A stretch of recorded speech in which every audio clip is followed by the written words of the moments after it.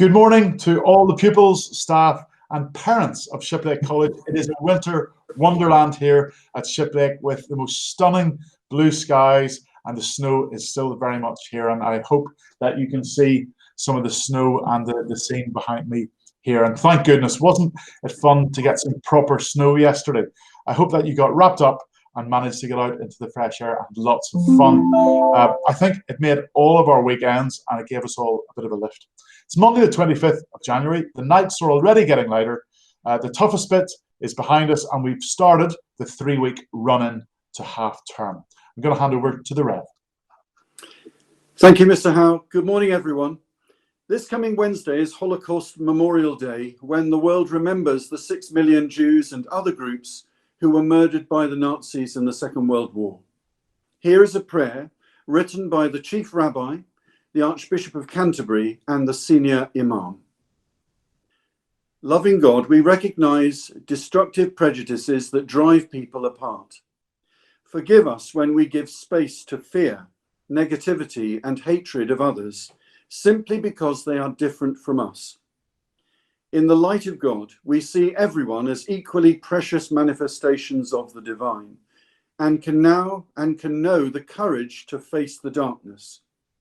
Through our prayers and actions, help us to stand together with those who are suffering, so that light may banish all darkness, love will prevail over hate, and good will triumph over evil. Amen.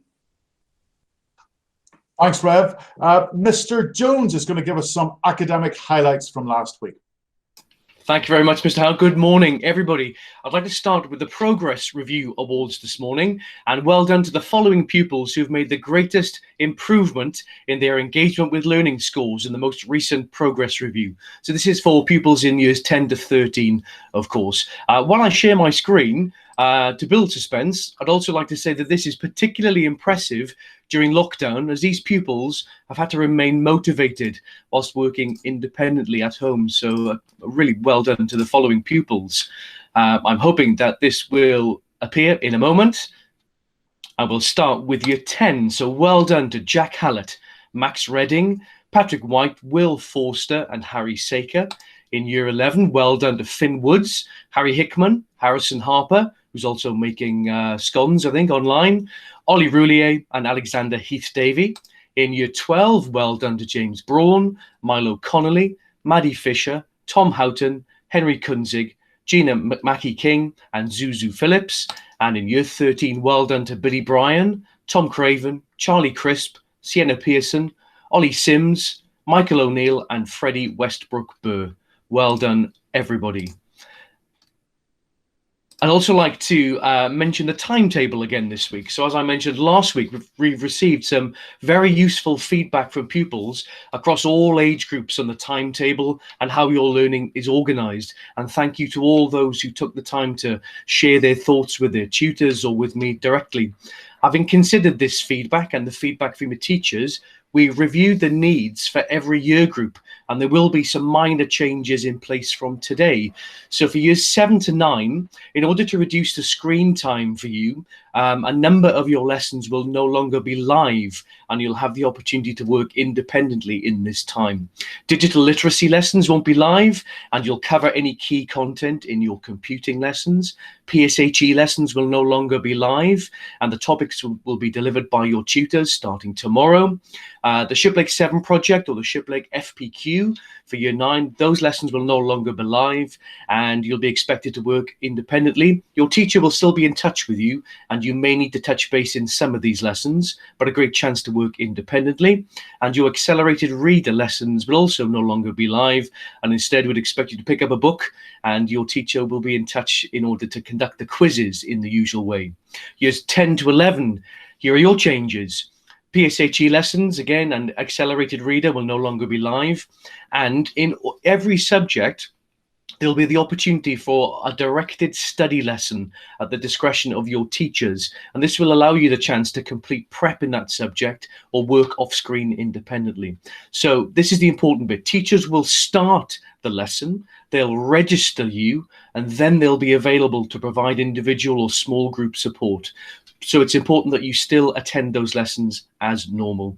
And this extends to the sixth form. This is your biggest change. So one of your 6 lessons in each subject will also be directed study. And again, your teachers will start the lesson, they'll check in with you, and registers will be taken. And then you'll have the opportunity to work off screen or to receive some individual support.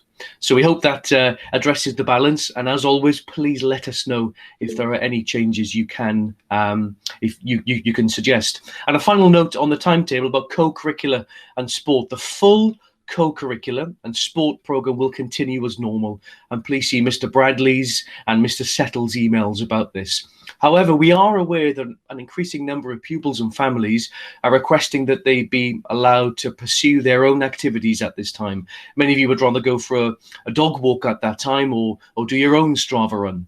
This is fine. However, you need to ask your parents to email your housemaster if you would like to take advantage of this flexibility. And a final note about Year 9 options. Thank you to all those Year 9 pupils who have already submitted their GCSE subject choices. There are still a few outstanding, and you have until 5 p.m. today, please. And most importantly, if you still have questions, please reach out to your teachers during the day. Thanks very much. Have a great day. Thank you very much, Mr. Jones. Miss Mordew, I think, is going to announce this week's winner of the Photograph of the Week competition.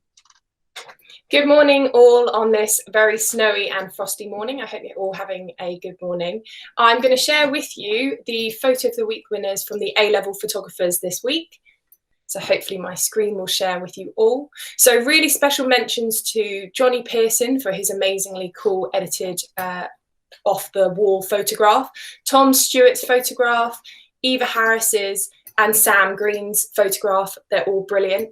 And the voted winners by the staff were Charlie Lewis with the photograph above called Reflection, and Toby Cole's image on the right there called Embers. Well done to all the A-level photographers, and hopefully this can inspire some of you to get out in the snowy, frosty week and take some photographs yourself. Thank you very much, Miss Mordew. And over to Mr. Bowden, who's going to update us on our Strava performance on Saturday. Thank you, Mr. Howe. And it's not just photography that everyone's getting outside for. It seems like the activities that were flowing in on Saturday for the Shiplake Strava Park Run. This Saturday was the most separate logs of activity that we've had so far for this lockdown, with 128 people recording exercise. We had people swimming, rowing, running, walking, cycling, and even a paddleboarder on the weekend as well, which was great to see. And we managed to cover a distance of 1,871.2 kilometers.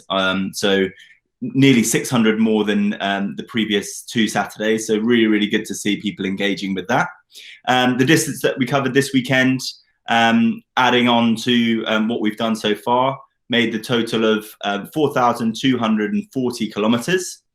As we make our target of 7,050 to get to Kenya. A really impressive weekend, and that gets us through Libya and into Chad, which is one of Mr. Cooper's favourite countries, which is a little nugget of information for you there. A few highlights for the weekend, from the weekend and from the Saturday. From current pupils, we had Louis Swinburne Johnson with multiple activities through the day. I had to check each time because it seemed like he was doing 5 or 6 different activities on Saturday, which was great to see. Katie Baxter had a great sort of cycle ride from her. Wallace Fisher, I think his cycle was over 70 kilometers from him on Saturday.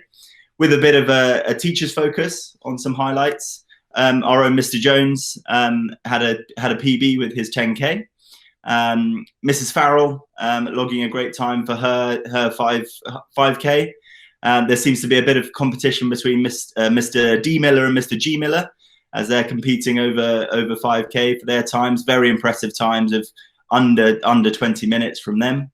Mrs. Hearn with a run of over 20K as well. And last but not least, Mr. Curry, 120K on Zwift was an incredible achievement from him. I also just wanted to mention we had the guest speaker Carla Molinaro in before half term, and she was also competing in her own events on the weekend. On Saturday night, over in America, she was competing in an 100K event, and she completed that in just over 8 hours. Amazing feats of what the athletes were doing. Some of the best ultra runners in the world coming together. The men's winner was achieving 18-minute 5-kilometer distances for over 100K. So it's an amazing feat, and I will share the link to that if anyone wants to catch the highlights from there. Some great efforts, as already highlighted, from Saturday.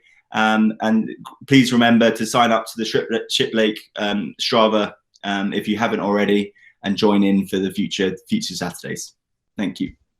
Thank you, Mr. Bowden. Brilliant to see so much participation. Thank you for everybody for putting it in on Saturday. We have some birthdays this week in the staff. Now, over to Mr. Brown for a bit of a pastoral update. Good morning, everybody. I hope you enjoyed the snow. I certainly did. It's amazing what just getting out in some sort of silly cold stuff can do for your mental health. So I really hope you get out there. If you haven't, you've got until it melts to make your first snowman. This week, I want to try and give some order to all the mental health advice and well-being advice that's out there. There is so much, and sometimes it's maybe overwhelming that there is so much on social media. So I want to try and form a plan. So over the next couple of weeks, I'm going to give one theme per week for mental health. Last week, I started maybe slightly half-heartedly with looking after each other, and we'll return to that one later. I want to look at being kind to yourself. I want to look at staying active, at mindfulness, and at screen time. So each week we'll focus on one of those issues. This week, I want to look at being kind to yourself, looking after yourself. And there are so many ways in which you can do that. Here's just a few things that I scribbled down before this assembly. Eating healthily, drinking plenty of water, making sure that you can sleep, and if you can't, trying to find ways that you can help and improve your sleep. Giving yourself treats, helping others. We know the power of random acts of kindness. Don't set unrealistic targets. Both the headmaster and I talked at the beginning of this term about setting targets that you can actually achieve. Concentrate on what went well. Yes, no surprises there. 3 good things. Please keep doing it. And if you've lapsed, start it up again. Give yourselves things to look forward to. These could be anything, and it depends entirely on your interests and what excites you and what makes you happy. For me, and these are rather sort of old man things, believe it or not, I look forward to my first cup of tea in the morning. I have a major dilemma each morning. Am I going to have it at home? Am I going to have it when I get to school? But it's something that I actually look forward to. And I know that says that I'm really old, but it works for me. Netflix box sets. I never thought I'd hear myself saying that. The headmaster's got me into the Queen's Gambit. And again, I look forward to watching each episode of that. And I'm trying to space them out so that I don't finish the series too soon. And there's got to be stuff that all of you enjoy watching. So do that. Obviously, for some of you, it's going to be Fortnite and games like that. And actually, that sort of screen time is okay, so long as it's in moderation. And we know that, again, using your phones to communicate with your friends in moderation is a good thing. So find things that you look forward to. And it wouldn't be a Monday morning without a message from Charlie Mackesy. And as this week's theme is being kind to yourself, there are 2 lovely pictures from Charlie Mackesy. There's the first one. It's the mole again. It always seems to be the mole that gives the wise advice. This one says, being kind to yourself is one of the greatest kindnesses, said the mole. And then on the next page, the mole again. We often wait for kindness, but being kind to yourself can start now, said the mole. So please, this Monday morning, start being kind to yourself, and I hope you have a great week. Thank you, Headmaster. Thank you very much, Mr. Brown. Now, a week ago, I launched what we called an evening with, and it featured James Timpson who's the CEO of Timpsons. And it was just the most interesting 45 minutes, and the feedback has been universally positive. So many people took something away from his words. Now, this evening, I'm in conversation with a man called Willie John McBride, who's 80 years of age and is the greatest British and Irish Lion of all time. He toured with the Lions 5 times, played in 17 test matches, and that's a record. And he captained the Lions to an unbeaten record in South Africa in 1974. South Africa in the midst of apartheid. And that group of players are known now as the Invincibles. He's one of the most charismatic, wise, and inspirational men, and you have a one-off opportunity to listen to him. Please make the most of that opportunity at 7 p.m. this evening. And Willie John's place in history is secure. And last week was a week of living history with the inauguration of the 46th President of the USA, Joe Biden, last Wednesday, and Kamala Harris as Vice President, the first African American and first Asian American to be Vice President. But every now and again, something happens where you hear someone speak and it takes your breath away. And that happened last Wednesday. A 22-year-old poet, who's the Youth Poet Laureate, called Amanda Gorman, delivered her poem at the inauguration ceremony. It was called The Hill We Climb. And I have no doubts that when the history books of the 21st century are written, this will go down as one of the great pieces of oratory. Many of you may have listened to it, but I'd like to play it to you and for us to take a few minutes to listen to it. And before we listen to this amazing young woman, I'd like to share with you a bit of her history. She was raised by a single parent. She has an auditory processing disorder and is hypersensitive to sound. She also had a speech impediment when she was a child, and she attended speech therapy. And she has an early place in history. So I'm just going to share my screen here.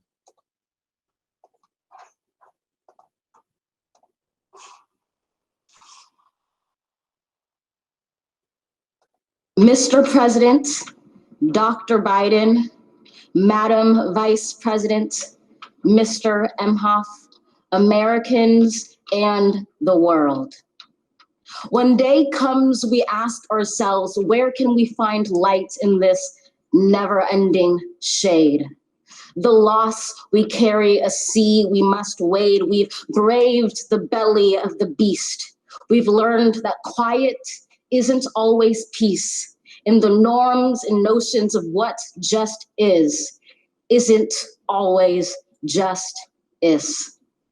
And yet the dawn is hours before we knew it. Somehow we do it. Somehow we've weathered and witnessed a nation that isn't broken, but simply unfinished. We, the successors of a country and a time where a skinny Black girl descended from slaves and raised by a single mother can dream of becoming president, only to find herself reciting for one. And yes, we are far from polished, far from pristine, but that doesn't mean we are striving to form a union that is perfect. We are striving to forge our union with purpose, to compose a country committed to all cultures, colors, characters, and conditions of man.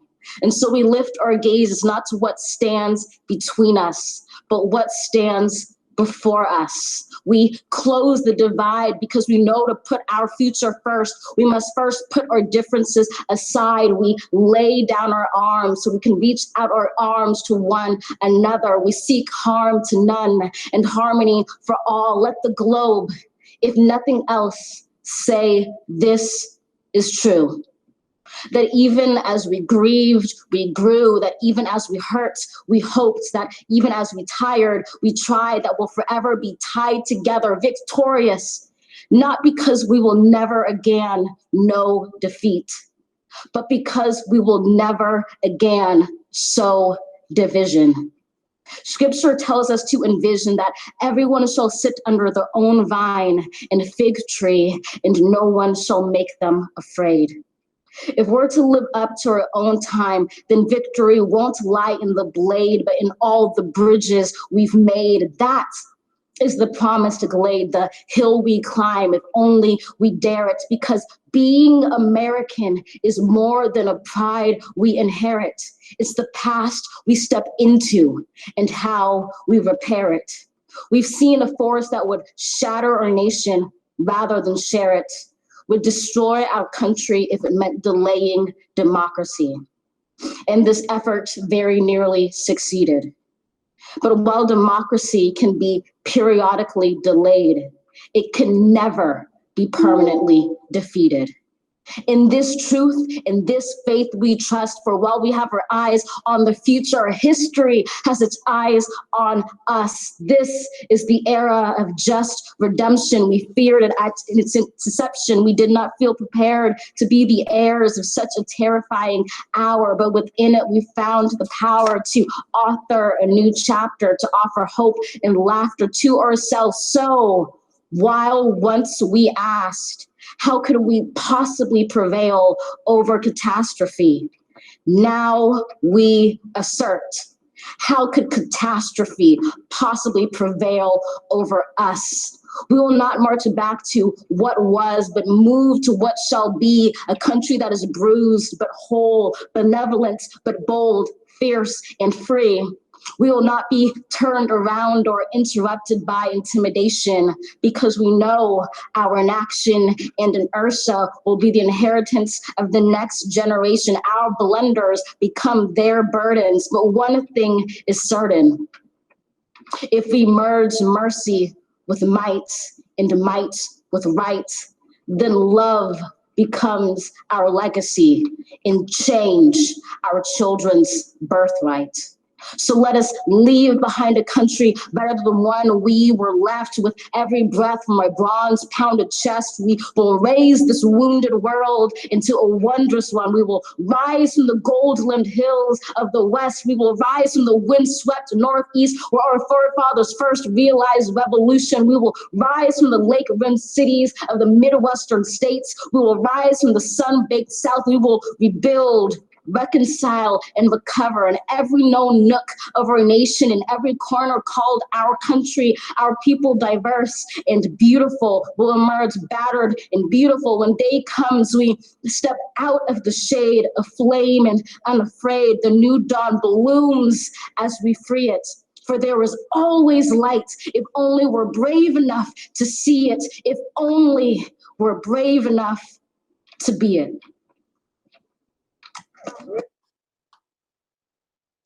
Now, I realize that we're going into period one ever so slightly, but it's really good for everybody to listen to that, whether you've heard it before or not. The poem is called The Hill We Climb.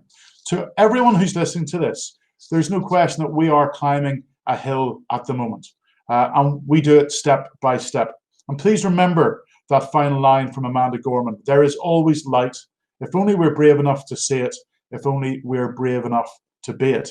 So today and this week represents a further step in climbing the Shiplake Hill. Right from the next lesson, take a strong step forward, and let's approach this week with confidence and the desire to do our very best. Have a great week.